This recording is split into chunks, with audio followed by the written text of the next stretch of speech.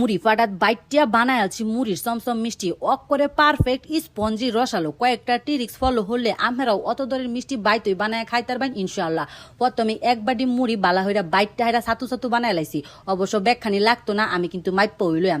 এই যে চায়ের কাপটা দেখছুন মাইপ্পা হাইরা আমি এক কাপ ছাতু দিছি।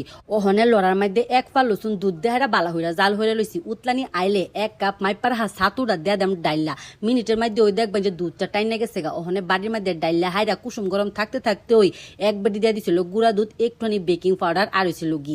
বেকিং পাউডারটা কিন্তু অল্পই দিবাইন। মুড়ির ছাতুর লগে গুঁড়া দুধ আর বেকিং পাউডারটা বালা হইরা মিশাইয়া হাইরা আরেকটা বাড়ির মধ্যে দুইটা ডিম ওকরে বালা হইরা ফেডাইয়া হাইরা ডাইলা দিছি। ওখানে বালা হইরা মিশাইয়া হাইরা ওকরে রেস্টে দেওয়া থাকতাম 10 মিনিট। এন্দা শিরাটা বানায় লাই 2 গ্যালাস চিনির লগে 1.5 গ্যালাস পানি দেয়া হাইরা বালা হইরা শিরাটা বানায় হাইরা ওখানে হাতের মাথাতে একটু ঘি দেয়া হাইরা ওখানে খালি মিষ্টি শেপটি দিয়ে আলছি। দেখবাইন এনে যদি মুড়ির ছাতুটা লুতা লুতা হয়ে জায়গায় একটুখানি ঘি দিবাইন। লড়ার মধ্যে তেল ডাইলা হাইরা আঙুল চুবাইয়ে দেখছি যখন কুসুম গরম ওয়া আইছে তখন ওই দেয়া দিছি। ইহানো কিন্তু অনেক তত্তা তেলের মধ্যে কিন্তু মিষ্টি দিলে মিষ্টি ফাইটা যাবো গা, বাইঙ্গা যাবো গা। এর লাগা অল্প গরম তেলের মধ্যে দিবাইন আর অল্প আছে সুন্দর হইরা বাইট জ্বালেবেন। গোল্ডেন ব্রাউন হইরা বাইট যা হাইরা অকরে চিনি শিরার মধ্যে ডুবাই থয়ে দিছিলাম 3-4 ঘন্টা লসুন। ওখানে উড়াইয়া হাইরা একটু গুঁড়া দুধের মধ্যে গড়ানি দিলাম। দেখুনিওয়ালা কতটা সুন্দর হয়েছে, স্পঞ্জি হয়েছে। আমরা পরিমাপ ঠিক রাখলে অবশ্যই মিষ্টি পারফেক্ট হইব ইনশাল্লাহ।